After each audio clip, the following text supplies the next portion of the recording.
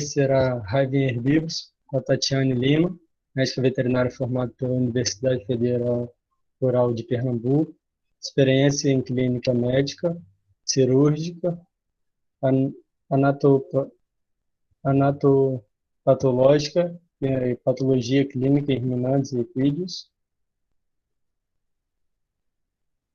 Tatiane Lima, médica veterinária formada pela Universidade Federal Rural de Pernambuco, experiência clínica médica cirúrgica, anatopatológica e patologia clínica em ruminantes e equídeos. Participou do programa de residência em sanidade de ruminantes pela Universidade Federal Rural de Pernambuco. Atualmente realiza atendimento clínico e cirúrgico em grandes animais, a campo e pequenos animais. Trabalha na área comercial como representante de medicamentos. Agradecemos a vocês por estar conosco hoje, compartilhando saberes e conhecimentos. Obrigado.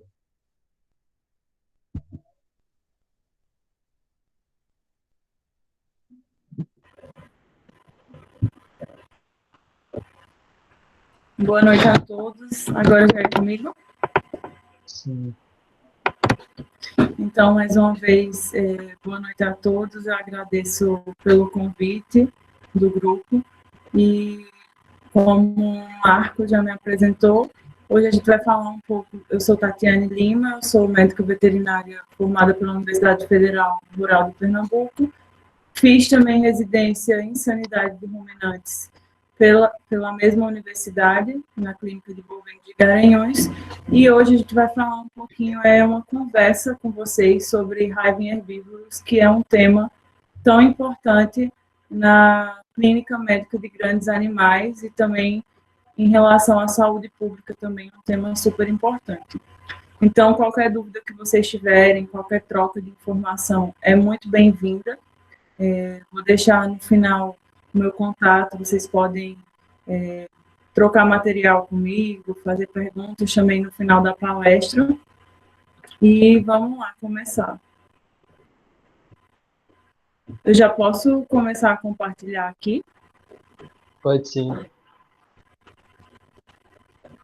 Não está aparecendo para Você clica no canto do direito em apresentar agora. Beleza.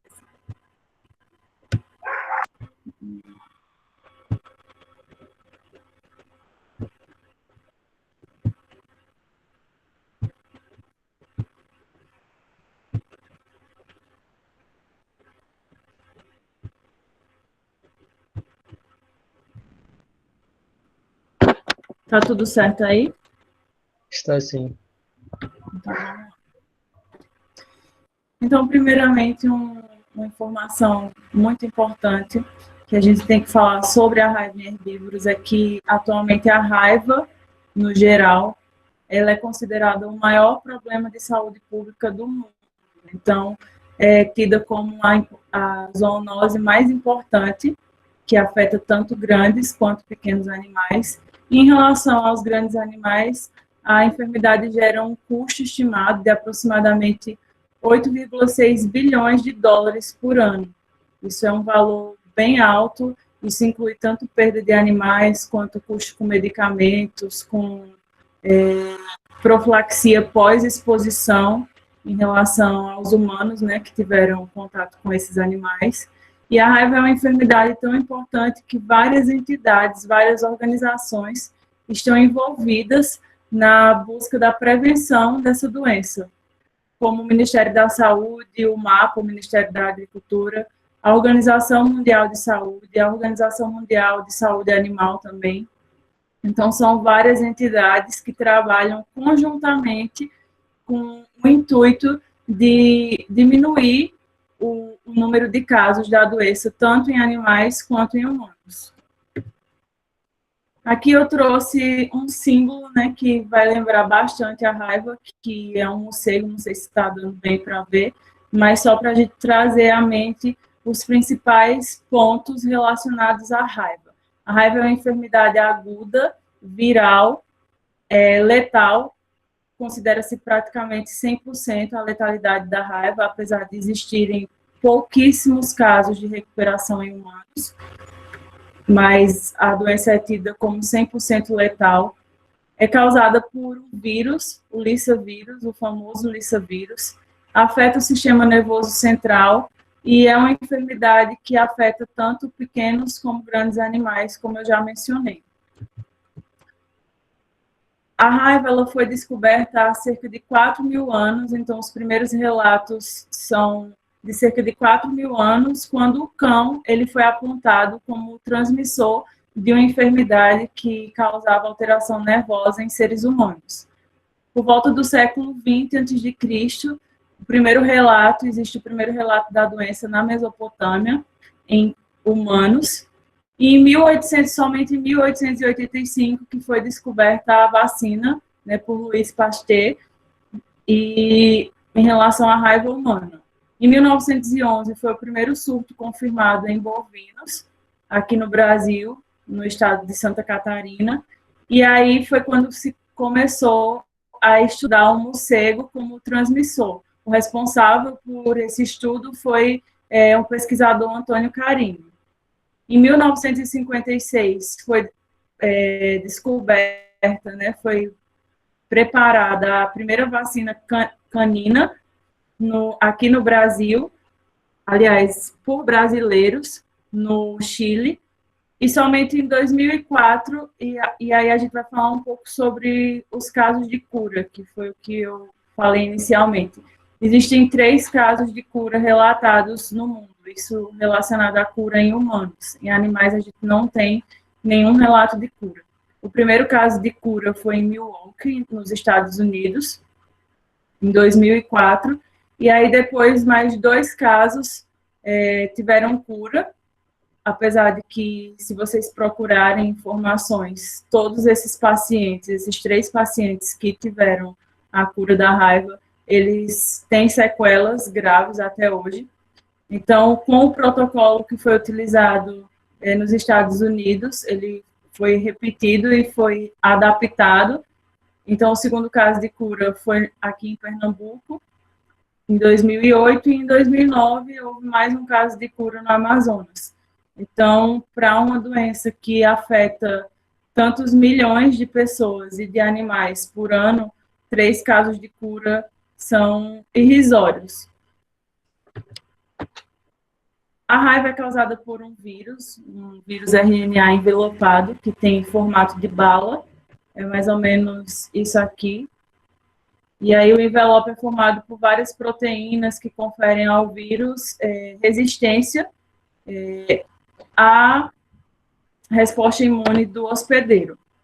É um vírus pertencente à ordem Mononegavirales, à família Rabidoviridae e o gênero Lyssavirus. Esse gênero Lyssavirus ele é responsável por causar inúmeras enfermidades, tanto em humanos quanto em animais e também em plantas.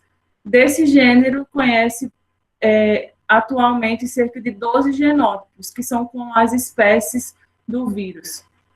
Esses genótipos são caracterizados de acordo com as variações antigênicas, e o principal genótipo, que é o que a gente vai se deter nele, é o genótipo tipo 1, que ele é responsável por causar a raiva tanto em humanos quanto em animais, seja herbívoros ou seja carnívoros, os animais no geral. É o chamado vírus clássico da raiva, ou vírus de rua, também chamado vírus vacinal. O vírus da raiva, por ele ser um vírus RNA envelopado, ele tem baixa resistência ao ambiente, então ele vai estar estável, ou seja, ele vai se perpetuar no ambiente, num pH entre 5 e 10, e ele é sensível a vários solventes químicos, éter, sabão, formol. A temperaturas elevadas também, o calor inativa o vírus muito rapidamente. Ele é inativado muito rapidamente também a saliva dessecada. É um vírus que ele é facilmente inativado. E falando sobre o genótipo tipo 1, que é o vírus clássico da raiva, algumas variantes genéticas antigênicas são conhecidas. O que são essas variantes? São como, entre aspas, cepas do vírus. Aqui no Brasil são conhecidas cerca de 6 variantes antigênicas, sendo as principais as variantes 1, 2 e 3. Essas já foram descritas em casos humanos e em casos animais também. Elas são classificadas, essas variantes, de acordo com o reservatório do vírus. Então, a variante tipo 1, ela já foi encontrada em cão e no mangusto, que é da família dos suricatos. A variante tipo 2 já foi relatada em cão e também em humanos, e a variante tipo 3 no morcego hematófago Desmodus rotundus, que a gente vai falar mais sobre ele. As outras variantes foram encontradas em morcegos não hematófagos, tanto no Brasil quanto em outras regiões do mundo também. A raiva ocorre em mais de 150 países, só pouquíssimas regiões são livres da raiva, onde nunca existiu casos, como na Nova Zelândia, a Austrália e a Antártida, apesar do vírus já ter sido isolado em morcegos nessas regiões, mas nunca houve caso confirmado, seja em humano ou em animal. E existe também o que a gente denomina de país livre. Segundo a OMS, país livre é aquele onde não houve caso de raiva humana ou animal causada pela o genótipo tipo 1, lembrando que é esse genótipo que a gente está falando. Então, países onde não existiu casos de raiva nem humana nem animal causado por esse genótipo, por no mínimo 2 anos, são considerados como livres. Alguns deles, a Escócia, Portugal, Japão já está livre da raiva há cerca de 50 anos. E em relação ao Brasil, o país é tido como endêmico, em diferentes graus, dependendo da região, mas já ocorreu em todo o país e a raiva está presente sempre. Os animais suscetíveis são os mamíferos, e aí a susceptibilidade desses mamíferos vai estar de acordo com os receptores de acetilcolina. Lá na patogenia a gente vai entender o que esses receptores de acetilcolina têm a ver. Então, uma classificação dos mamíferos mais suscetíveis para os menos seria, primeiramente, os animais silvestres, depois os morcegos e os bovinos, e, por último, os equinos e os pequenos ruminantes, caprinos e ovinos. O morcego, como a gente viu, é bastante suscetível ao vírus da raiva e ele é tido como tanto transmissor quanto reservatório do vírus. Os morcegos hematófagos que existem no Brasil e que são responsáveis por transmitir a raiva são 3 espécies. O principal é o Desmodus rotundus, que é esse aqui da foto, mas existe também 2 que já foram encontrados infectados.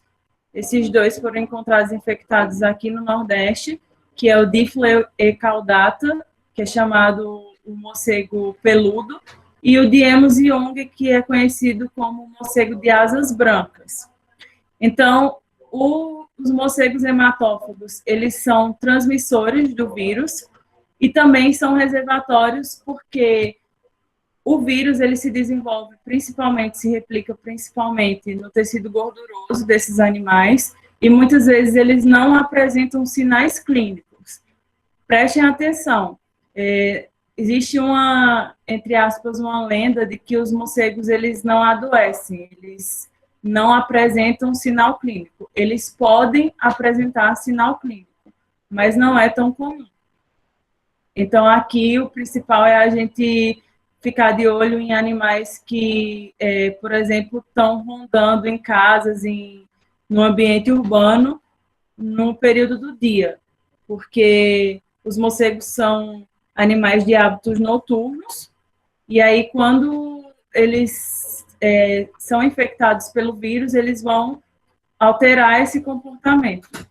Passam, então, a não andar mais em bandos, como é o costume desses animais, passam a aparecer em ambientes urbanos no período diurno, e também a vocalização pode mudar. Então, eles funcionam tanto como transmissores quanto reservatórios porque o reservatório é definido como um animal que alberga o vírus, o agente etiológico, mas não apresenta sinal clínico.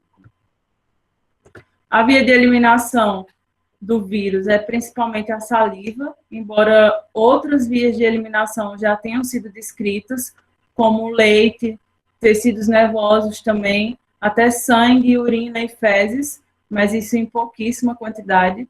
Uma coisa aqui que a gente deve chamar a atenção é que, em relação aos herbívoros, o vírus ele é eliminado muito em baixa quantidade na saliva.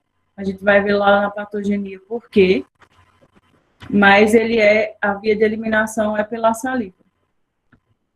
O modo de transmissão da raiva para os herbívoros é especialmente pela esfoliação, ou seja, a mordedura dos morcegos hematófagos, principalmente o Desmodus rotundus, como a gente viu, e a porta de entrada especialmente a pele ferida desses animais.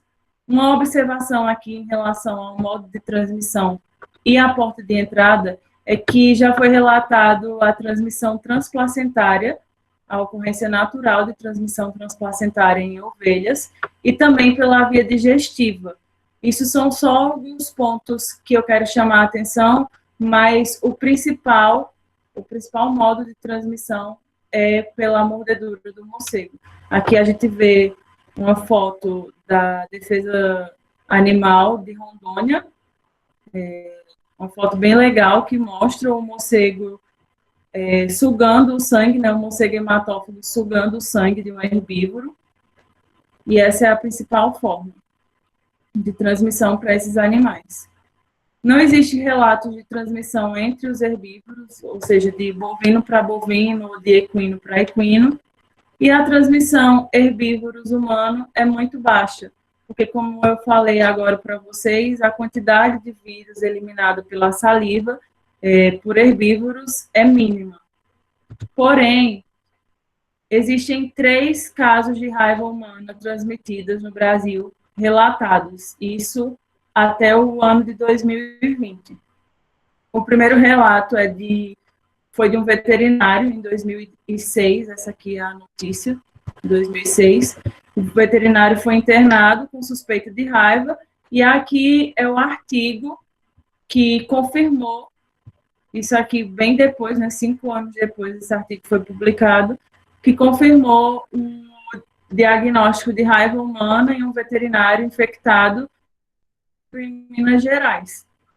Além desse caso, desse veterinário que foi confirmado que teve raiva transmitido por um herbívoro, nesse caso desse veterinário foi uma cabra. O relato conta que o veterinário foi atender o pequeno ruminante e não utilizou luva. Na verdade, a suspeita clínica era de uma afecção digestória. Ele sondou o animal, não utilizou luva e levou uma mordida e foi infectado e foi confirmado um caso de raiva transmitida por herbívoros. Existem também outros 2 casos relatados no Brasil, apesar de que eu não consegui resgatar qual foi o estado ou qual foi o herbívoro que transmitiu. Então, é um número bem baixo, né, 3 casos de raiva humana somente, no período desde que a raiva foi descoberta até hoje. Só 3 casos relatados no Brasil, mas aí já fica alerta para a gente, né, que é um risco para a saúde pública. O período de transmissibilidade da raiva por herbívoros é desconhecido, mas acredita-se que os equinos, por exemplo, eles possam eliminar o vírus na saliva até 28 dias antes de apresentar sinais clínicos. Mas esse período não é bem definido, não tem estudos que definam bem. A raiva não tem predileção por sexo, por raça ou por idade, então acomete herbívoros de qualquer idade ou raça. E aqui a gente vai falar um pouco sobre os ciclos epidemiológicos. Atualmente, quem mantém principalmente a raiva circulante é pelo ciclo aéreo, então aqui representado pelos morcegos hematófagos, que a gente viu que no Brasil são 3 conhecidos, e especialmente o Desmodos rotundos, para a gente não esquecer dele. Então, os morcegos, eles podem transmitir raiva entre si e podem transmitir tanto para os animais de produção, os herbívoros, bovinos, equinos, ovinos, caprinos, suínos também. Podem transmitir para os animais silvestres, raposas, primatas não humanos, e pode transmitir também para o homem. O outro ciclo, que é o chamado ciclo rural, e aí envolve os herbívoros. Como a gente viu, a transmissão entre herbívoros é mínima, apesar de estar descrita aqui no ciclo, mas na verdade não é mínima, não existe relato, apesar de ser possível, mas não existe relato. E esses animais podem transmitir a enfermidade para o homem, como a gente viu também, bem comum. Outra parte do ciclo envolve os animais silvestres, que eles também podem transmitir a raiva entre si, para o homem e para os animais domésticos, os cães e os gatos. E o ciclo que manteve a raiva por muito tempo e ainda mantém, né, a raiva no mundo é o ciclo urbano, representado aqui pelos cães e gatos. Lá na frente a gente vai ver um pouco sobre a mudança do perfil epidemiológico, mas esses animais ainda são considerados como os grandes transmissores da raiva, que mantém o vírus circulante. Os cães e os gatos podem transmitir a raiva entre si, podem transmitir para os animais pecuários, os herbívoros, para os animais do ciclo silvestre e também para o homem. Aqui a gente tem o homem como o elo central desse ciclo epidemiológico. Ele é tido como o elo central da cadeia, por quê? Porque ele pode ser infectado por todos esses ciclos que a gente viu.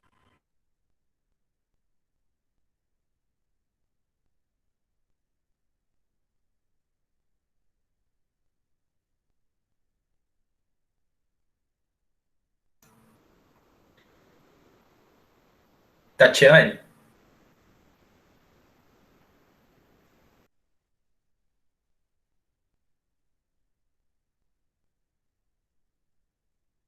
Que mostra os casos de raiva. Tatiane? Oi? Oi, é o Gabriel que está falando.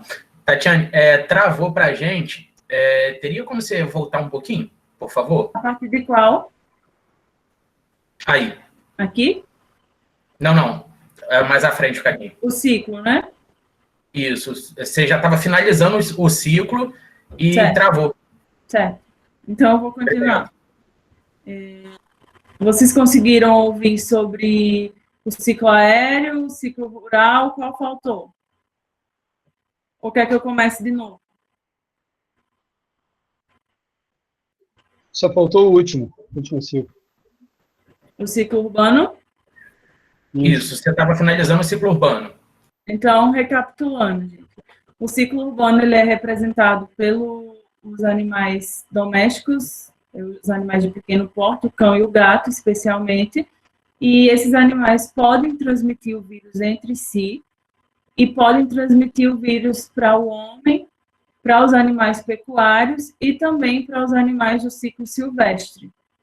E aqui, uma coisa muito importante para a gente se atentar é que o homem ele é tido como o elo central da cadeia epidemiológica da raiva. Por que ele é tido como o elo central?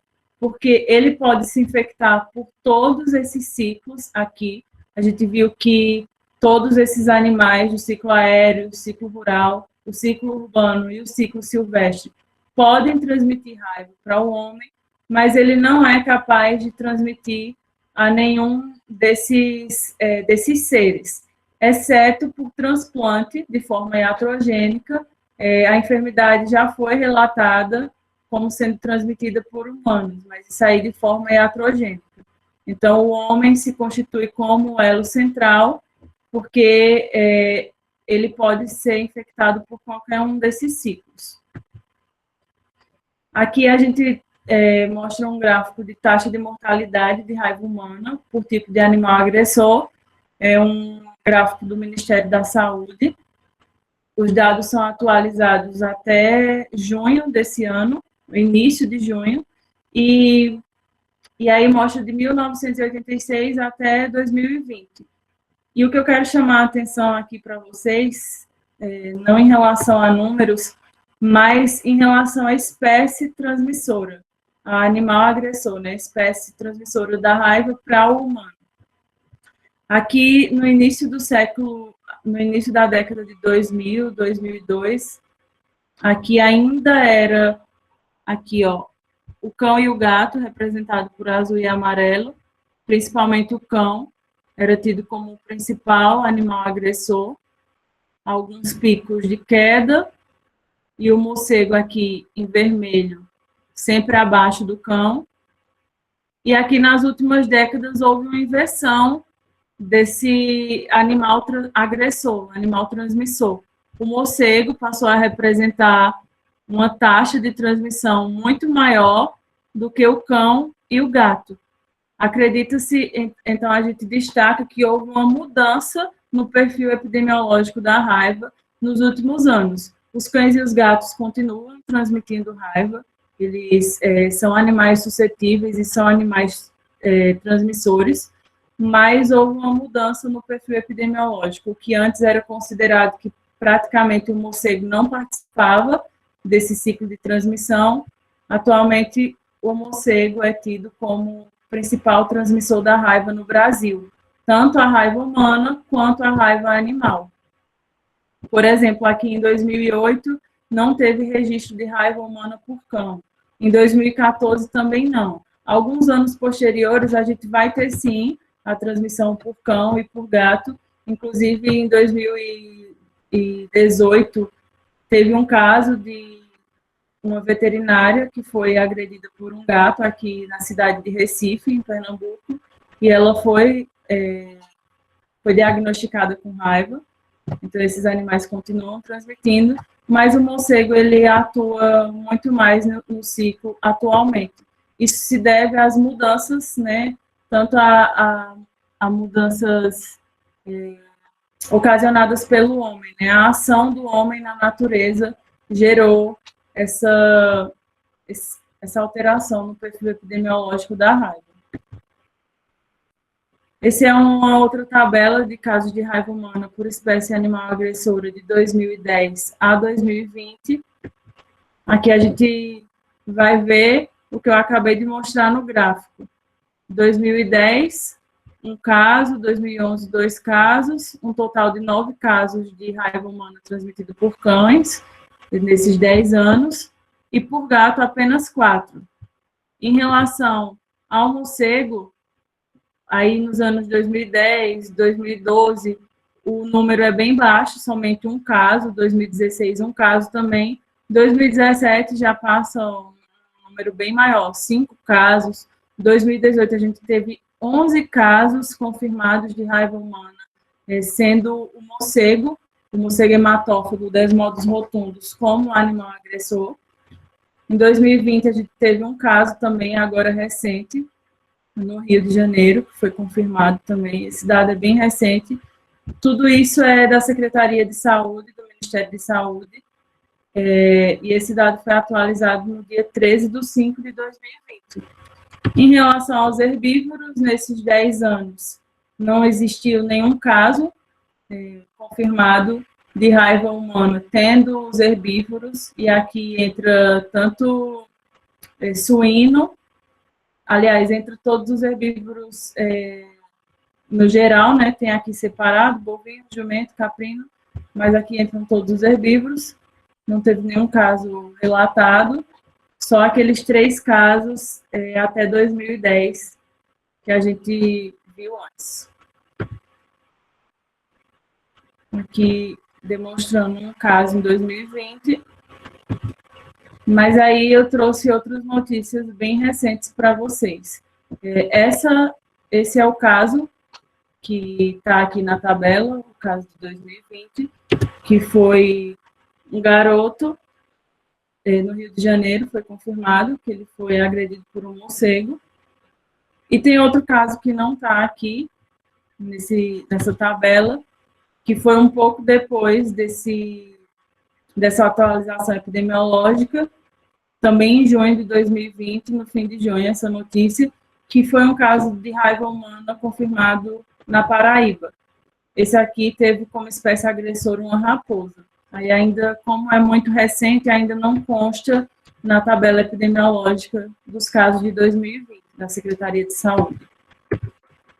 Em relação aos casos de raiva em herbívoros, eu trouxe aqui dados de 2019 e 2020, mas uma coisa que eu quero deixar para vocês como dica, que lá no final eu vou mostrar os sites, é que, como eu falei no começo, vários órgãos são envolvidos na luta, na prevenção da raiva.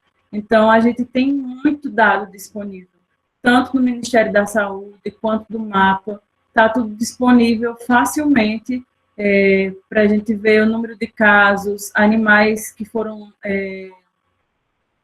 número de mortes, número de casos humanos, profilaxia pós-exposição em humanos, tem tudo relatado no Ministério da Saúde e também no MAPA. Então, aqui, 2019 é representado por esse verde mais claro. Aqui os casos de bovinos, em 2019 foi um total de 449 casos em bovinos, e em 2020, 72 casos. Isso até o mês 5, então é um número bem alto. Em relação aos equinos, em 2019 foram confirmados 89 casos, e em 2020 somente 19. Aqui a gente nota, né, o que a gente conversou um pouco antes, em relação à susceptibilidade dos herbívoros, que os bovinos, pelo número a gente consegue confirmar isso, né, que os bovinos eles são mais suscetíveis ao vírus do que os equinos. Os relatos de outros herbívoros, que aí inclui pequenos ruminantes e também suínos, em 2019 foram 21 casos confirmados, e em 2020 não teve nenhum caso confirmado de raiva em outros herbívoros, com exceção dos bovinos e equinos. Aqui são dados bem recentes, eu peguei notícias para vocês verem que a raiva está no cotidiano da gente, infelizmente, está no cotidiano da pecuária. Então, são dados pós-gráfico do Ministério da Saúde também. São notícias, na verdade. Aqui, em relação ao combate da raiva, né, que, como eu falei, é uma luta constante. Esse é um dado essa é uma notícia em relação ao Ministério da Agricultura de Minas Gerais, que teve um Dia Mundial de Conscientização da Doença, apontando as medidas sanitárias para a prevenção da raiva. Aqui outro dado, outra notícia bem importante, que no extremo sul da Bahia, 11 bovinos e um equino foram confirmados com a doença. São dados que não estão lá naquele gráfico, então aquele número ainda é maior. E também outros casos que diariamente estão nos noticiários. Esse aqui, ó, de 29/9 de 2020, um caso de raiva bovina registrado em Florianópolis. São dados bem recentes, 19/10, 28/9. Se vocês procurarem raiva herbívora no Google, vocês vão ver bastante notícias, o que é preocupante, né? Vamos falar um pouco sobre a patogenia. O vírus, ele é inoculado a partir do momento que o morcego, né, que a gente vai falar dele como principal transmissor, como a gente está batendo nessa tecla. Então, o vírus é inoculado a partir da espoliação, da mordida do morcego, e após a inoculação do vírus, vai ocorrer replicação nas células musculares ou no tecido subcutâneo, ali do local da mordida, e isso pode provocar uma reação local bem exacerbada. Tem animais que apresentam prurido, chegam a se mutilar por causa dessa replicação local no local da lesão, da mordida. Então, eles vão se fixar em receptores para acetilcolina, que estão presentes nas junções neuromusculares, e aí é aquilo que a gente viu sobre susceptibilidade. Quanto mais acetilcolina, receptores para acetilcolina, o animal tem, maior é a susceptibilidade do animal a se infectar com o vírus da raiva. Depois dessa fixação nos receptores, o vírus vai ser transportado para os nervos periféricos, e dos nervos periféricos, por meio de neurônios motores e sensoriais, ele vai para o sistema nervoso central. Essa fase é chamada de fase 1 ou fase ascendente, fase centrípeta, que é da periferia para o centro, dos nervos periféricos para o sistema nervoso central. É importante destacar aqui que, em algumas situações, pode não ocorrer essa replicação local, essa replicação no local da mordida do morcego, e o vírus vai diretamente para o sistema nervoso central. Pula essa fase aqui, vai diretamente para o sistema nervoso central, o que diminui o período de incubação da doença. No sistema nervoso central, ocorre uma intensa replicação viral, é aí onde vão ocorrer os sinais clínicos da raiva, porque o vírus ele vai se multiplicar principalmente em neurônios do cerebelo, da medula espinhal, e aí é o que vai causar os sinais clínicos da raiva, e também é nessa fase onde há a formação dos corpúsculos de Negri, que são inclusões virais, que a gente vai ver mais na frente. Essa é a chamada fase 2, ou a fase de sinal clínico.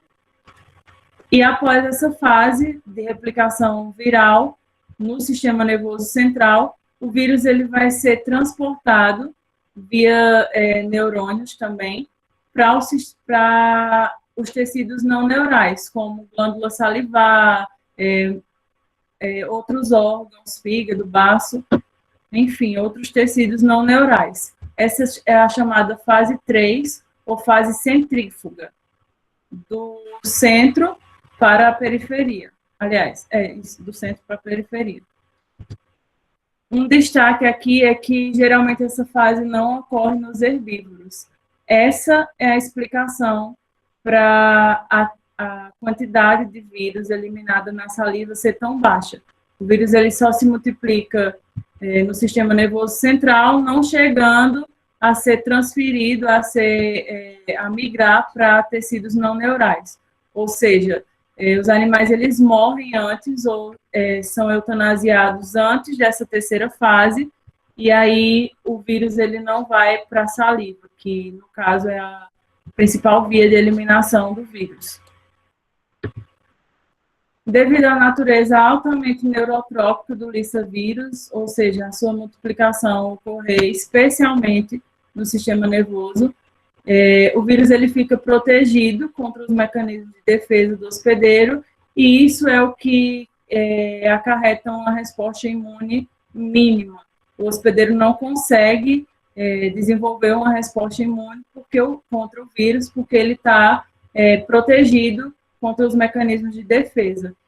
Isso é o que acarreta em altíssima letalidade, como a gente viu, praticamente 100% de letalidade à raiva.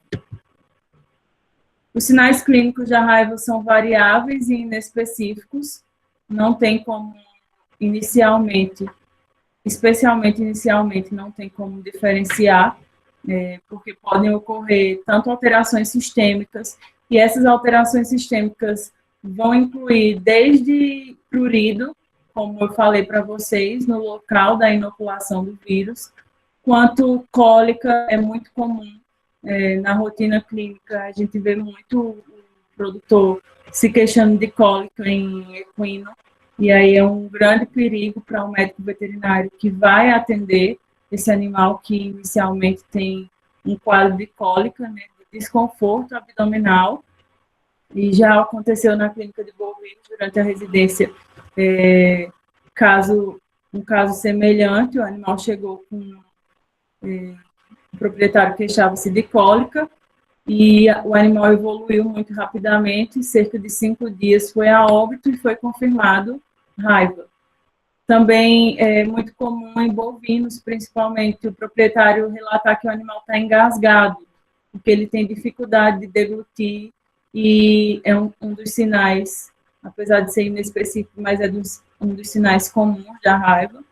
Isso aí é outro perigo, porque o proprietário tenta desengasgar o animal, geralmente colocando a mão na boca, e apesar da quantidade de vírus ser muito baixa na saliva desses animais, mas a gente viu que pode ocorrer a transmissão para humanos, né? Os bovinos podem transmitir para humanos, e inúmeros outros sinais, como depressão, o animal está mais quieto, está apático, se afastou do rebanho. Outro sinal comum também é o cambaleio, né? Primeiramente, o animal tem uma dificuldade de locomoção, inicia-se nos posteriores, geralmente, o animal está meio cambaleante, logo depois ele vai a decúbito e não consegue mais levantar, e aí o quadro evolui e muitas vezes a gente confirma raiva. Lesões também no sistema nervoso central, como a gente viu que a replicação é intensa no sistema nervoso central, e aí é que vai gerar os sinais clínicos. Esses sinais clínicos no sistema nervoso inclui tanto a ataxia, opistótono, que é o inclinar da cabeça, convulsões também, existem casos de convulsões em bovinos, inclusive cheguei a acompanhar durante o meu estágio supervisionado lá em Botucatu, que lá uma coisa que me chamou a atenção, né, quando eu comecei a descobrir alguma coisa sobre a raiva, foi durante o meu estágio supervisionado, em 2017, lá na Clínica de Grandes Animais em Botucatu, e o meu período de 2 meses e 15 dias, eu acompanhei 17 casos de raiva.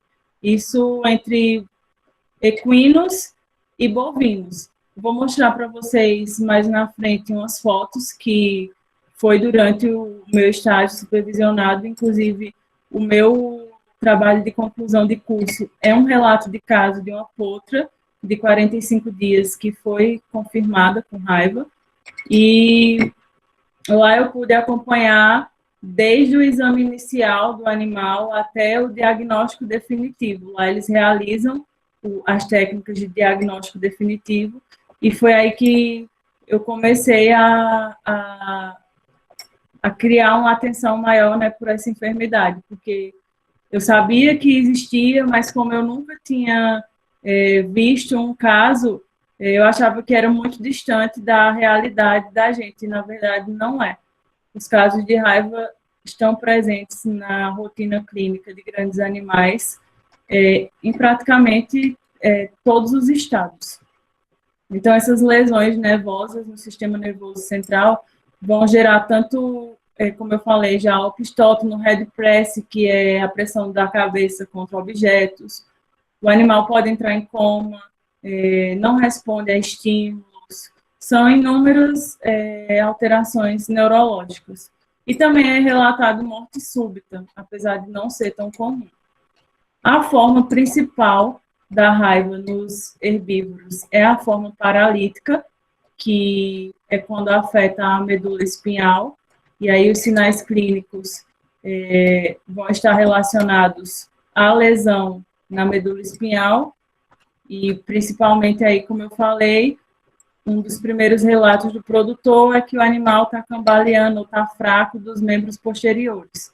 O animal vai a decúbito e a evolução é de cerca de 3 a 10 dias e então morre. Outras formas também são descritas, apesar de que a descrição, os relatos são mínimos, tanto a forma furiosa quanto a forma silenciosa. Alguns trabalhos falam em relação a essas duas formas, a furiosa e a silenciosa em bovinos, levando em consideração o local de alteração, né? O local do sistema nervoso central que foi afetado. Por exemplo, a raiva furiosa é quando há alteração no cérebro. e a raiva silenciosa no tronco encefálico. E dependendo do local da lesão, vão gerar sinais clínicos diferentes. Porém, em herbívoros, no geral, a gente não tem como classificar essas formas, porque os sinais, como eu falei, são muito inespecíficos. O animal pode começar com uma alteração locomotora, mas aí pode ter alteração de comportamento também, que seria relatado como a forma furiosa, que é muito vista nos cães, né? A principal forma nos cães. A forma silenciosa, o animal ficaria em coma. Então, não tem como determinar com precisão essas formas no ruminante e no equino. O período de incubação da raiva é muito variável, vai depender tanto da característica do inóculo, quanto da característica do próprio hospedeiro, da resposta imune do hospedeiro. E, por exemplo, em bovinos, varia de 30 a 165 dias, é um período bem variável. Em equinos, já foi relatado cerca de 12 dias, mas a média de 79 a 190 dias. E em pequenos ruminantes, que nesses animais os relatos são bem poucos, varia de 17 a 18 dias. Então, nos herbívoros, eles são os que têm o período de incubação menor. A evolução, como eu falei, é cerca de 3 a 10 dias e sempre culmina com a morte. Não existe relato de herbívoros que se recuperaram da raiva. Aqui eu vou passar 2 videozinhos. Vocês me falam se teve algum problema com o vídeo aí. Esse foi um caso que eu acompanhei na clínica de bovinos. Um animal já em decúbito. E aí ele tem alterações neurológicas bem evidentes. Estão conseguindo ver o vídeo? Estamos sim. Então, aí mostra o animal não consegue levantar. Também cialorreia intensa, que é outro sinal. O animal muitas vezes respira com a boca aberta, como esse animal aqui. Parece que ele está realmente engasgado. E aí, depois da fase de decúbito, o animal não consegue mais levantar. Para quem nunca viu um caso de raiva, não são cenas legais, não é bom acompanhar a evolução do animal e você saber que, infelizmente, não tem cura. Esse outro relato, esse outro vídeo é da Unesp de Botucatu, esse foi durante o meu estágio, essa é a potra que eu falei para vocês do meu trabalho de conclusão de curso, Escolzinha é o nome dela, eu lembro até hoje. Uma potra de 45 dias, e aí vocês vão ver a alteração de comportamento, várias moscas no animal, e ela já não consegue mais afastar as moscas. O comportamento de mastigar o ar, bocejo também, e essa mania incontrolável.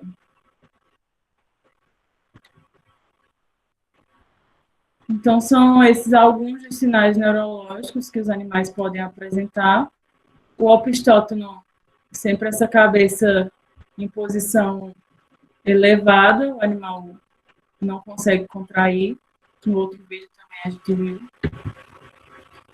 E em relação ao diagnóstico, assim como nos humanos, o diagnóstico definitivo só é feito pós-mortem, apesar de que nos humanos existem muito mais recursos para o diagnóstico anti-mortem, mas em relação aos animais, o diagnóstico somente é feito pós-morte, mas o exame clínico e a epidemiologia podem nortear a gente para o diagnóstico da doença.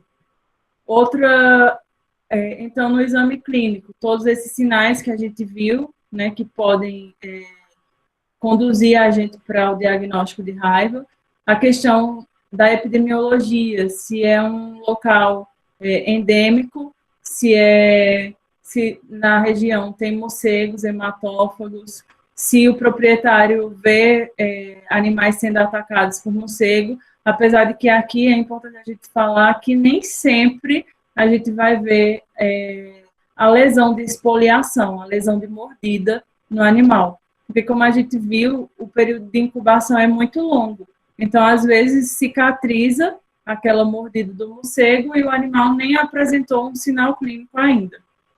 Outra ferramenta que auxilia no diagnóstico é o exame neurológico. Aqui, acredito que não vai dar para vocês verem direito. Quem quiser depois pode me pedir essa ficha. Eu tenho ela escaneada para vocês darem uma olhada. Isso aqui é uma ficha de exame neurológico lá da clínica de bovinos. E aí, por meio do exame neurológico detalhado aqui, o exame da cabeça, o exame dos nervos cranianos, postura, movimentos e marcha, é um exame bem detalhado, bem completo. Leva tempo para fazer, mas é um exame super importante que auxilia no diagnóstico de enfermidades que cursam com sinais neurológicos, raiva, encefalomielite, inúmeras outras doenças, polencefalomalácia. O exame neurológico auxilia a gente a afunilar o nosso diagnóstico. Os exames laboratoriais também podem ser realizados, o hemograma. No hemograma, por exemplo, o animal pode ter leucocitose por neutrofilia, mas não é uma regra. Na rotina clínica, o que a gente vê é mais isso, o hemograma por leucocitose. A análise do fluido cerebroespinhal, o líquido, né, que é o líquido que reveste o sistema nervoso central e também uma parte do sistema nervoso periférico. E em alguns centros é possível fazer a coleta do líquido e a análise desse líquido. É um exame mais oneroso, na verdade, e não é uma rotina clínica. Na clínica de bovinos, por exemplo, a gente não tem esse exame como rotina, mas eu pude acompanhar também em Botucatu durante o meu estágio supervisionado. Não é um exame difícil, mas é um exame que requer prática, então por isso que ele não é tão realizado. Mas no líquido a gente também pode ver algumas alterações que indicam que pode se tratar de um quadro de raiva, mas nenhum desses exames vai ser definitivo. A necrópsia de um animal com raiva é tida como necrópsia branca, onde a gente não encontra nenhum sinal patognomônico, apesar de que um sinal comum a todas as encefalites, inclusive a raiva, é a congestão do sistema nervoso central. Esse aqui é o encéfalo de escolzinha apotra do meu relato, uma foto bem bonita que mostra bem claramente a congestão dos vasos e o edema em todo o sistema nervoso, né? Cerebelo, tronco encefálico, cérebro. É um sinal comum da raiva, mas não tem como mas não é patognomônico, porque ele vai estar presente em qualquer encefalite, em quadro de meningite, em quadro de encefalomalácia também pode ter congestão, de traumas, qualquer inflamação, qualquer infecção que curse com encefalite pode ocasionar essa alteração na necrópsia também. Outra alteração comum, apesar de não ser patognomônica da raiva, é a distensão da vesícula da bexiga, da vesícula urinária, e também retenção de fezes na ampola retal, já que a principal forma da raiva em herbívoros é a forma paralítica, afetando especialmente a medula espinhal. Também pode ser realizado o histopatológico, que é onde a gente vai encontrar os corpúsculos de Negre. Os corpúsculos de Negre são essas inclusões intracitoplasmáticas, essas inclusões acidofílicas vermelhas, a minha seta aqui, que estão apontadas aqui. Isso é um neurônio, a citologia de um neurônio, e aí a gente vê esses corpúsculos virais, esses corpúsculos de inclusão, que são gerados lá naquela fase 2 da patogenia da raiva, que é quando o vírus está se multiplicando. Não é uma ferramenta de diagnóstico tão específica e nem tão sensível, vai depender muito da região analisada. Os corpúsculos de Negri estão presentes principalmente nos grandes neurônios, do cerebelo, das células de Purkinje, também na medula espinhal. Depende também do estágio da doença, se é um estágio mais avançado. O que é que acontece? Muitas vezes o animal evolui muito rapidamente e não dá tempo de formar essas inclusões intracitoplasmáticas. É por isso que a gente não recomenda a eutanásia de animais com raiva. A gente espera o animal evoluir para a gente conseguir chegar no diagnóstico mais preciso. E também tem relação com a espécie analisada. Os bovinos, eles têm muito mais formação desses corpúsculos de Negri do que os equinos. É importante uma informação aqui que até algumas décadas atrás, essa era a única ferramenta diagnóstica definitiva para a raiva. Hoje a gente já tem outros. Os testes padrões chamados padrões ouro, os mais utilizados e recomendados para o diagnóstico definitivo da raiva, tanto pela Organização Mundial de Saúde, quanto pela Organização Mundial de Saúde Animal, é a imunofluorescência direta, que consiste no imprint, vai pegar uma lâmina de microscopia, colocar sobre o tecido nervoso, que a gente vai ver qual é o tecido utilizado, e aí é depositado um antígeno fluorescente. Se existe ali, aliás, é depositado um anticorpo. Se existe ali o antígeno, se o vírus está presente ali naquela lâmina, o anticorpo vai se ligar ao agente e vai formar essa reação fluorescente, que são esses pontinhos aqui apontados pela seta. Essa é uma lâmina que eu vi lá também, todas essas fotos que eu vou mostrar a vocês é do caso que eu acompanhei em Botucatu. Isso é de um animal positivo, né, da potro do relato. Outro teste é o isolamento viral, e o isolamento viral pode ser feito tanto pela inoculação intracerebral em camundongos, que funciona da seguinte forma: o material do animal suspeito é inoculado intracerebralmente em camundongos neonatos, e aí esses camundongos vão ser analisados, vão ficar sob supervisão por pelo menos 30 dias. Quando algum animal apresentar sintomatologia clínica, esses aqui que foram inoculados apresentaram sintomatologia clínica, já estão em decúbito, eles são eutanasiados, e aí é realizada a imunofluorescência direta, que é esse teste que a gente viu aqui, para detectar se há a presença do vírus. Por que essa técnica é onerosa, né? Muito tempo, 30 dias, é um período bem longo, e também por questões éticas, não se recomenda utilizar ela quando tem outra possibilidade de diagnóstico. Então, o isolamento viral tem sido utilizado muito em cultura celular, em células embrionárias, porque diminui o uso de animais de laboratório, por uma questão ética e por uma questão de custo também.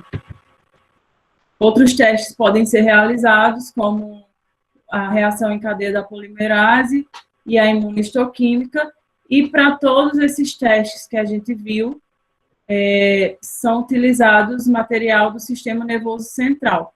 Outro material pode ser utilizado, como glândula salivar, outros órgãos também, mas de eleição são os órgãos do sistema nervoso central. O córtex cerebral, o hipocampo, o cerebelo, tronco encefálico e medula espinhal, que Esse aqui é o material, o encéfalo, essa aqui é uma parte do cerebelo já cortada, o tronco encefálico com ponte, bulbo e medula. E esse material deve ser refrigerado ou congelado. Se for um período de transporte pequeno, até 24 horas ele deve ser só refrigerado. Mas se o período de transporte for maior, ele pode ser congelado, tendo os devidos cuidados. Isso para os testes ouro, a inoculação intracerebral em camundongos ou nas células embrionárias, e também para a imunofluorescência direta. Para o histopatológico e para a imunistoquímica, esse material pode ser conservado no formol a 10%. A raiva é tão importante o diagnóstico dessa enfermidade nos animais, que existe um manual do Plano Nacional de Controle de Raiva Herbívora, um manual que auxilia o médico veterinário a identificar quais são os materiais que devem ser utilizados e também todo o procedimento de envio, de armazenamento, de coleta do material, os cuidados que devem ter na refrigeração, no transporte. É um material bem completo, disponibilizado em conjunto, né, pelo Ministério da Agricultura e pelo Ministério da Saúde. E uma coisa importante é que a raiva ela deve ser considerada como diagnóstico diferencial de todas as enfermidades que cursem alterações neurológicas em herbívoros.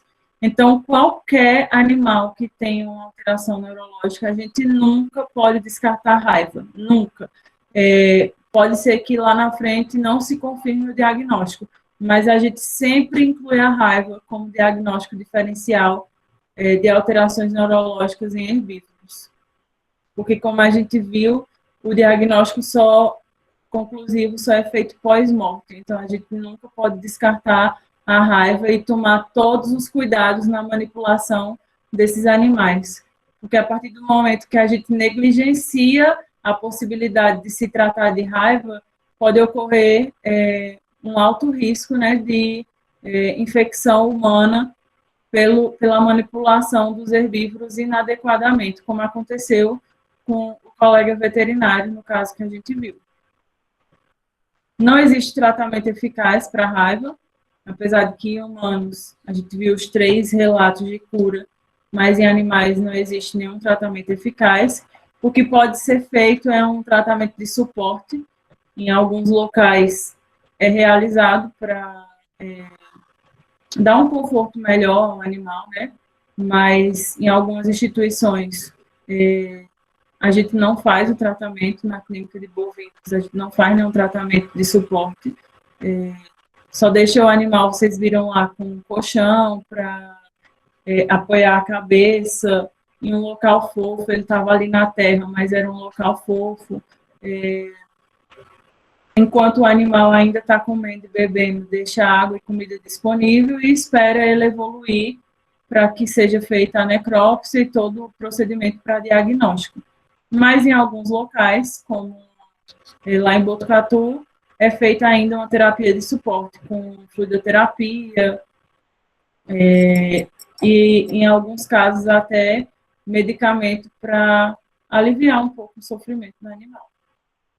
E em relação à profilaxia da raiva, existe um programa, o Programa Nacional de Controle de Raiva dos Herbívoros, que foi criado em 1966. Primeiramente ele não tinha esse nome, mas depois passou a ser denominado como PNCRH. E esse programa ele é executado pelo Departamento de Sanidade Animal do MAPA, do Ministério da Agricultura, e existe uma instrução normativa também do MAPA que rege esse programa nacional, então dita todas as regras, como ele vai funcionar. Esse programa ele é baseado no conceito de saúde única, que engloba tanto o Ministério da Agricultura e Pecuária e Abastecimento, o MAPA, o Ministério da Saúde e também o Ministério do Meio Ambiente, representado principalmente pelo IBAMA.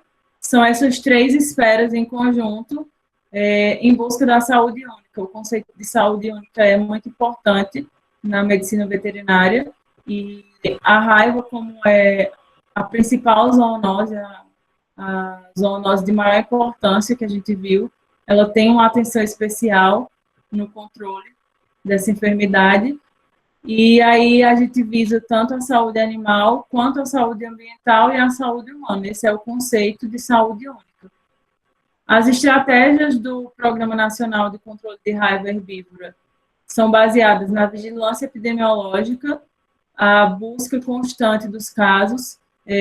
A raiva é uma doença de notificação obrigatória, e existe sempre todos aqueles órgãos que a gente viu, o Ministério da Agricultura, o Ministério da Saúde, envolvidos na busca ativa desses casos, né? Então, todos aqueles dados que a gente viu e que estão disponíveis nos sites desses ministérios são por meio da vigilância epidemiológica, né? São dados epidemiológicos coletados constantemente, e aí, a partir desses dados, os órgãos avaliam o que precisa ser melhorado, o que está funcionando bem, em relação àquela mudança no perfil epidemiológico que a gente viu, que antes era basicamente pelos animais domésticos, os cães e gatos, e agora é especialmente pelos morcegos.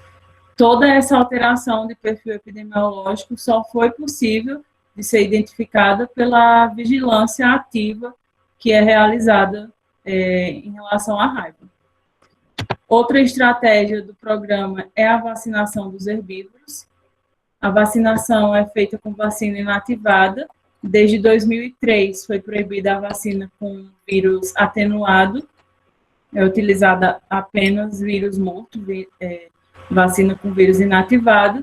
É realizado 2 ml por animal, independente de peso, independente de idade e de espécie também.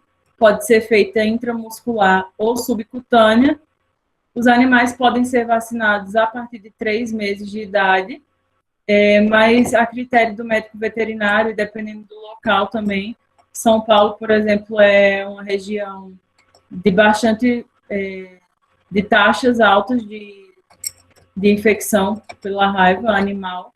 Então, a critério do médico veterinário, os animais podem ser vacinados mais precocemente, e quando se trata da primeira vacinação, é feito um reforço com 30 dias e depois anualmente. Alguns trabalhos mostram que a vacina confere uma imunidade maior, de cerca de 2 anos. Mas como em animais a gente não tem a possibilidade de fazer sorologia para verificar a imunidade, como em humanos a gente faz, então é indicada a revacinação anual.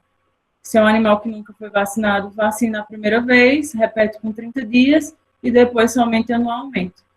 É importante relatar que a vacina não garante 100% de proteção, nenhuma vacina garante 100% de proteção. Isso vai tanto da resposta do hospedeiro, quanto principalmente da questão de armazenamento da vacina, né? Manipulação do produto. A vacina deve ser refrigerada de 2 a 8 graus Celsius, e é importante que a gente alerte o proprietário que, quando for utilizar, por exemplo, geralmente a vacina da raiva vem com 25 doses. Acredito que seja, em relação ao herbívoro, seja a apresentação menor. Vem com 25 doses, ou seja, 50 ml, que são 2 ml por animal. E aí, aconteceu essa semana mesmo, que eu estava atendendo a campo, uma suspeita de raiva. Eu perguntei se os animais tinham sido vacinados. O proprietário falou que alguns tinham sido, mas que outros ainda iam ser vacinados. E a vacina estava guardada na geladeira. Ou seja, ele queria utilizar a mesma vacina, né, que ele tinha usado em uma parte do rebanho para o outro. Mas aí quem é que garante que o armazenamento foi adequado, né? Então, a gente sempre recomenda, quando o produtor for utilizar o frasco que ele comprou, utilizar de uma vez só, e o que sobrar, ele descartar.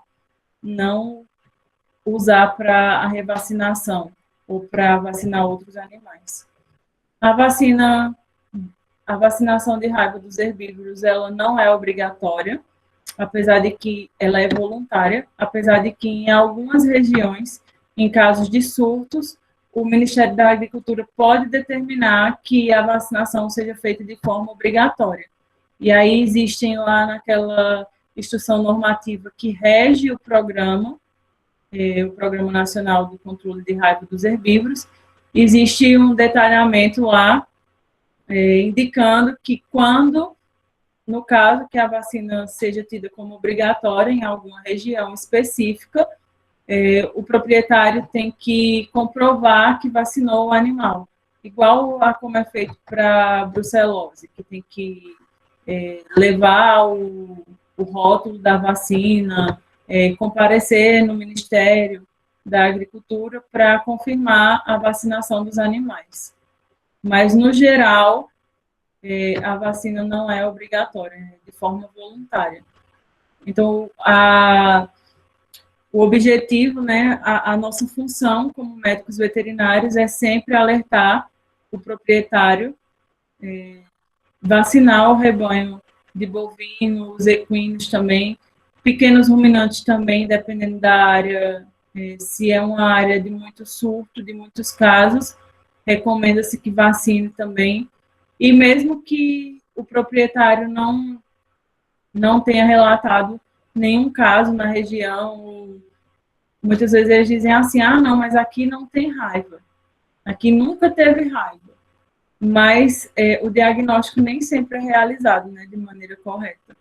Então, como é uma vacina barata, é um manejo barato, é uma forma eficaz de prevenção, a gente recomenda sempre a vacinação. Outra estratégia do programa é o controle dos morcegos hematófagos, que são os principais transmissores, e esse controle ele pode ser feito de duas formas. Tanto o controle dos morcegos pelo método seletivo direto, que aí é realizado somente pelo Departamento de Saúde Animal do MAPA. Aí a foto mostra um morcego hematófago sendo capturado, colocado uma pasta vampiricida, uma pasta anticoagulante no dorso ou na região ventral desse animal. E a partir do momento que ele lambe essa pasta, ele vai morrer, porque vai causar a coagulação, né, do sangue. E o animal morre ao entrar em contato com essa substância. Esse método é realizado somente pelo Departamento de Sanidade Animal, porque os morcegos hematófagos, eles são protegidos pelo IBAMA. Por isso que tem lá, na ação do Programa Nacional de Controle de Raiva dos Herbívoros, a ação do Ministério do Meio Ambiente. O outro método de controle é o método seletivo indireto. Esse método pode ser realizado pelos produtores e consiste em passar essa mesma pasta vampiricida à base de anticoagulante, né, que é a varfarina, a substância, em exfoliação de morcego, animal que foi mordido.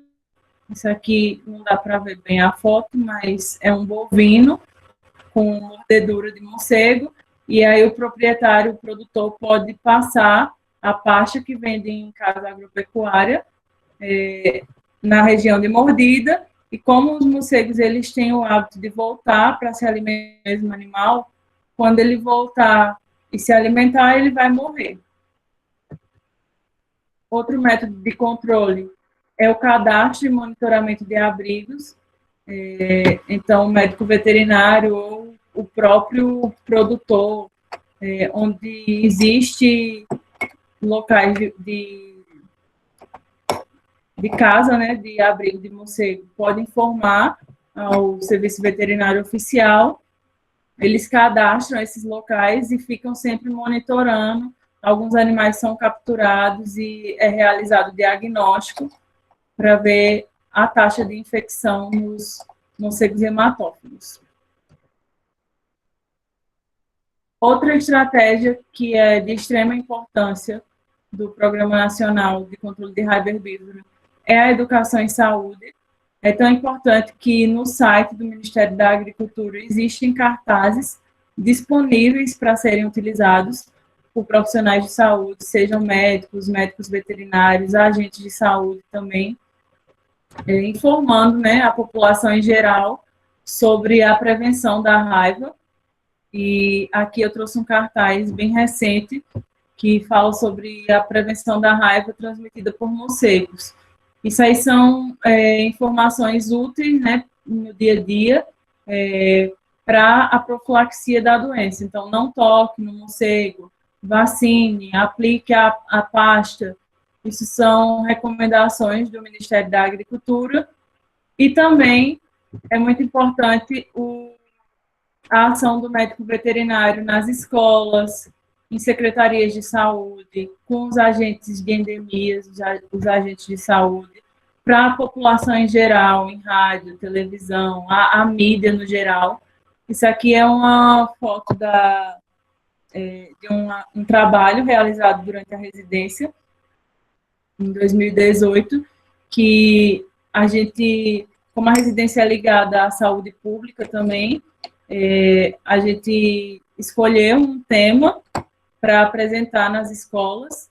O tema escolhido foi a raiva, por ser uma zoonose tão importante, e aqui a gente apresentava palestras para as crianças, desde o ensino fundamental até o ensino médio também, falando sobre a importância da raiva. E não precisa ser uma coisa extraordinária, uma coisa super elaborada. É na linguagem que a pessoa vai entender, na linguagem que o proprietário vai entender. Eu não vou chegar para o proprietário e falar tudo aqui que eu falei para vocês, porque o vírus é um lissavírus. Isso não interessa ao proprietário. Interessa eu ensinar e eu mostrar que a raiva é uma enfermidade que é uma zoonose super importante, que afeta o animal, que afeta o ser humano e que pode ser prevenida por vacina. Isso é o básico que o proprietário precisa saber, isso é o básico que a população precisa saber e funciona muito bem. Na experiência que a gente teve, eu e os meus colegas residentes, que a gente teve com as crianças em relação à raiva, né, a apresentação que a gente fazia, foi muito positiva a experiência, porque a criança levava um folder para casa, a gente chegou a confeccionar folder, a criança levava o folder para casa, a criança entendia de forma lúdica o que é a raiva, que ele não podia tocar no morcego quando ele visse um morcego em casa, ou que ele não podia tocar num animal de rua que você não sabe se foi vacinado. Então, todos esses cuidados básicos a gente apresentava para as crianças e era bem satisfatório o resultado. Como eu falei um pouco antes, a raiva é de notificação obrigatória, tanto pela instrução normativa que rege o Programa Nacional de Controle de Raiva dos Herbívoros, quanto também por essa instrução normativa número 50 de 2013 do MAPA, que é a que determina as enfermidades de notificação obrigatória. A raiva é de notificação obrigatória imediata de qualquer caso suspeito. Então, em até 24 horas, o médico veterinário ou então o proprietário, a população em geral, deve informar os serviços veterinários oficiais ou os serviços veterinários do estado, do município, sobre um caso suspeito, e aí vai ter todo o apoio dos órgãos municipais ou estaduais na atenção a esse caso, seja humano ou seja animal. O uso de EPIs é muito importante, principalmente para nós veterinários que lidamos constantemente, né, com animais que podem estar infectados. Então, o uso de luvas, o uso de máscaras, Em relação à realização da necrópsia também, que a gente tem conversado bastante, né, que a necrópsia deve ser feita em qualquer situação, mas é importante a gente lembrar que deve ser feita de maneira adequada, né, com os equipamentos de proteção individual adequados.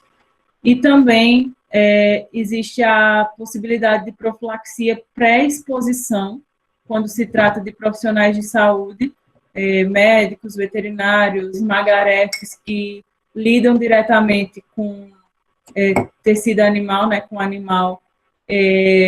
O Ministério da Saúde disponibiliza a profilaxia pré-exposição, a vacinação preventiva, e pode ser realizada também a profilaxia pós-exposição, não só com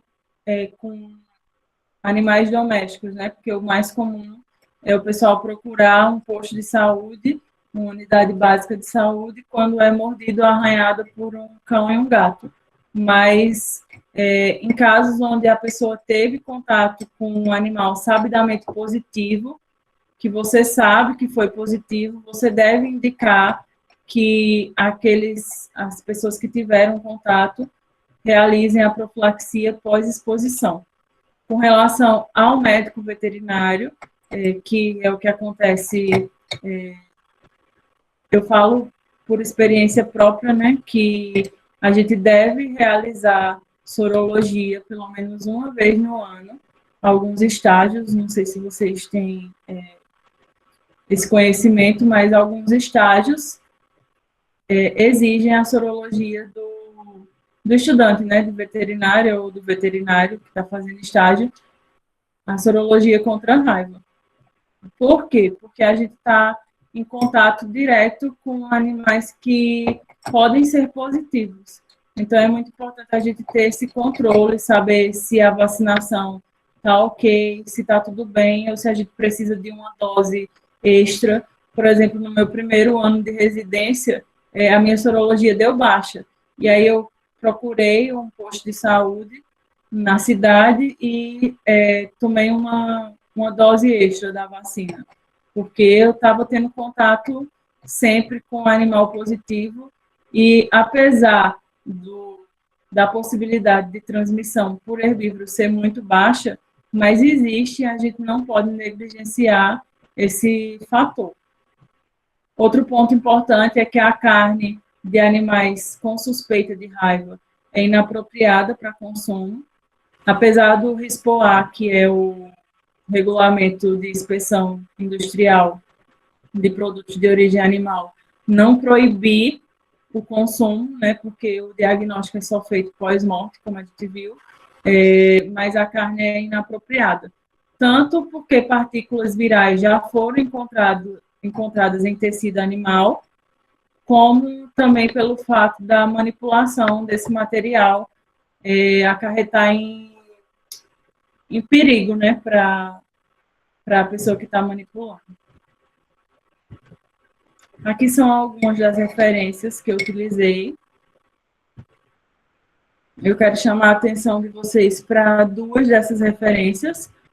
Esse é um link do Ministério de Saúde, o Ministério de Saúde de A a Z, e aí, como eu falei para vocês, tem várias informações sobre raiva, tanto de dados epidemiológicos, tanto de trabalhos realizados sobre a doença, isso aqui especificamente a doença em humanos, os trabalhos mais recentes de prevenção da raiva, em relação à vacinação, tem muito material legal aqui disponível, e esse outro site é o site do Ministério da Agricultura, que aí vai trazer dados relacionados à raiva dos herbívoros, especialmente, e a raiva animal no geral também. Esses dois sites são bem úteis e tem muita informação legal, muita informação importante para a gente. Apesar da raiva ser uma doença tão conhecida e tão estudada, né? Nunca para de ter estudos sobre a enfermidade, mas a gente precisa sempre estar se atualizando e nunca negligenciar a raiva. ela não é uma doença que existe só nos livros, ela não é uma doença que existe somente em determinada região, ela está presente no Brasil inteiro, como a gente viu no mundo inteiro. Então, a gente tem que se atentar sempre para a situação da raiva nos herbívoros e nos animais em geral, porque se constitui em um importantíssimo problema de saúde pública. Então, eu agradeço pela oportunidade de conversar um pouco com vocês. Se vocês tiverem alguma dúvida e eu puder ajudar, eu vou ajudar. Se vocês tiverem uma dúvida que eu não saiba responder, também a gente procura. Quem quiser algum material mais específico, pode me pedir também. Eu tenho muito material da época tanto da residência, né, que a gente utilizou bastante material para fazer as palestras, e também da época do estágio supervisionado, muito material legal. E quem quiser também trocar experiências, falar alguma coisa, fiquem à vontade. E mais uma vez agradeço pelo convite do grupo de estudos. Obrigado, Tatiane. Oi? Luiz, você tem umas perguntas para fazer. Você tem um tempinho para responder? Sim. Ok, vou passar a palavra para ela.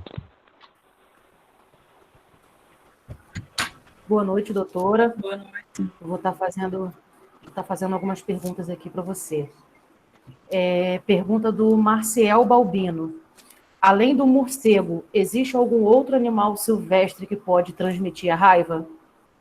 Sim, existe. É relatado principalmente raposa, como a gente viu aquele caso em um ano, né, que bem recente, agora de junho de 2020, e também os saguis, eles estão incluídos também no ciclo epidemiológico da raiva, alguns felídeos silvestres também, vários animais são envolvidos na transmissão da doença. Para os herbívoros, em relação aos herbívoros, é principalmente o morcego e também é relatado raposa também. São os maiores relatos. Tá bom. Pergunta do Rogerinho Rodrigues. Aqui em Rondônia, o órgão de defesa é bem rigoroso em casos de animais suspeitos. Minha pergunta aqui na cidade é proibido a pasta vampiricida. No Nordeste, ela também é proibida? Não, aqui é permitido. A pasta vampiricida, ela é permitida para ser utilizada pelo produtor, mas pelo produtor no animal, né, como a gente viu, que é o método indireto. Agora, para ser utilizada diretamente no morcego, ela não é permitida. Inclusive, eu quero deixar uma experiência minha aqui. Eu saí da residência e comecei a atender a campo faz pouco tempo. E as coisas a campo são totalmente diferentes de uma universidade ou de um hospital-escola, seja lá de qualquer outra realidade. E uma coisa que eu me deparei foi uma dúvida que acredito que seja muito frequente e que era frequente para mim também. As pessoas estavam perguntando o que a gente faz quando encontra um morcego. Eu fui atender um caso de raiva, aliás, um caso suspeito de raiva, né? Não cheguei a confirmar, porque o proprietário, depois do óbito do animal, enterrou, infelizmente. Mas ele relatava que tinha um terreno baldio do lado da casa, do terreno dele, e que lá tinha muito morcego. Ele queria que fizesse alguma coisa para controlar esses morcegos, né? E foi uma peleja. Eu digo a vocês que foi uma peleja para descobrir o órgão que era responsável para auxiliar esse proprietário, porque, como eu falei, a agência do meio ambiente, né, principalmente o IBAMA, protege os morcegos, então a gente não pode fazer nada, a gente não pode capturar, a gente não pode matar, porque isso aí vai gerar uma alteração, né, no ambiente inteiro, e nem o próprio órgão, a vigilância sanitária, por exemplo, que eu entrei em contato, ela não pode ir lá e colocar a pasta vampiricida. A pasta vampiricida no morcego, ela só pode ser colocada em um caso onde haja um foco confirmado de raiva humana.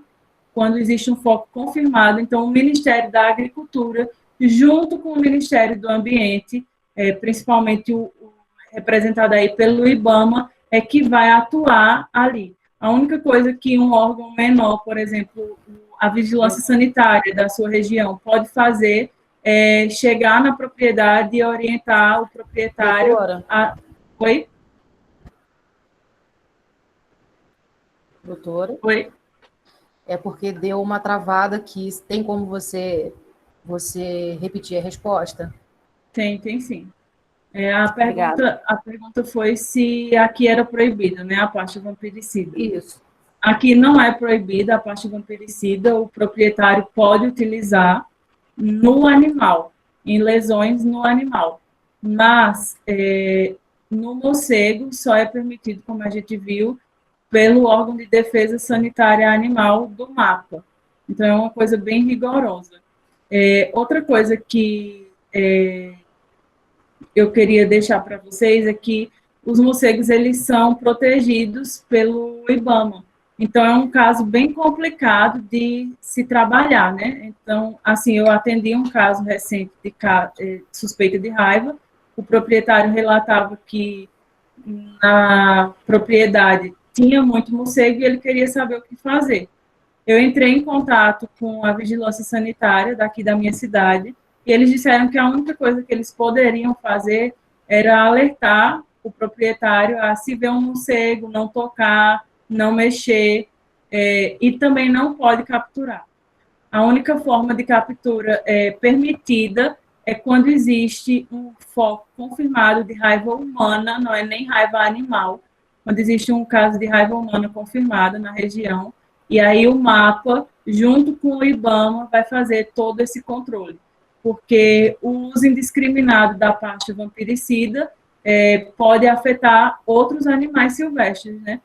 Não só o morcego, que seria o alvo, mas pode acabar matando e prejudicando outros animais, além de alterar o ambiente também. Não sei se eu respondi. Só uma observação. Se você quer parar a sua apresentação, você pode Eita, ficar à vontade. Desculpa, tá? Não paro. Peraí. Posso fazer a próxima? Peraí, deixa eu ver se eu paro. Para. Pronto. Parou? Parou. Obrigada. Vamos lá. A próxima é da Maria Beatriz. Por ser uma doença de notificação obrigatória, qualquer veterinário pode fazer a notificação? Sim, qualquer veterinário deve fazer a notificação. Inclusive, lá nos sites que eu falei para vocês, tem um formulário indicando como essa notificação é feita. Pode ser feita, inclusive, online ou presencial. E também qualquer pessoa pode fazer, na verdade, qualquer cidadão pode fazer, proprietário, veterinário, qualquer pessoa. Perfeito. A próxima é da Terezinha Silva. Você já chegou a ver um ser humano contaminado com raiva? Não, graças a Deus não, nunca vi. Já vi vídeos que é horrível, não sei se você já viu também, mas é muito feio. Mas casos de animais, infelizmente, muitos. Tá. A próxima é da Nicole Crone. Olha, eu não sei falar essa palavra, mas a pergunta é: o protocolo de Milwaukee não, sei lá, também não sei. Não pode ser testado em animais? Então, não existe nenhum trabalho até o momento que testou esse protocolo, não. O que existe é um protocolo pós-exposição, que eu tenho uns trabalhos bem legais, que foram feitos em equinos, nos Estados Unidos. Os animais que tiveram contato com o caso confirmado, eles começaram a ser tratados tipo com soro, como a gente humano quando tem contato. E o resultado foi satisfatório, mas pós-exposição, pós-infecção, não tem nenhum trabalho. Ok. Outra pergunta da Nicole. Após passar a solução no animal que foi mordido pelo morcego, usando o mesmo como isca para o morcego voltar, o animal que foi mordido é sacrificado ou espera as alterações se manifestarem? Espera as alterações se manifestarem, porque nem sempre o morcego que espoliou, né, que mordeu o animal, ele vai transmitir a raiva. Isso vai depender se é um morcego que estava contaminado, que estava infectado, aliás. A carga de inóculo, como a gente viu, não significa que porque ele mordeu vai ser contaminado, entendeu? Então, não sacrifica, espera ver se o animal apresenta alguma alteração. Mas a pasta vampiricida é preventiva para evitar novos ataques, né? Perfeito. A última pergunta é minha, Luíse. Como é conciliar grandes e pequenos animais, sabendo que a fisiologia deles são bem diferentes? Conciliar na Dia a clínica. dia. Sim. Então, eu atendo muito pouco pequenos animais, como aqui o meu bairro, especificamente, é bem carente de médico veterinário. Eu faço atendimento só inicial. Tudo que precisa de algo a mais, tipo um hemograma, um internamento, eu preciso encaminhar.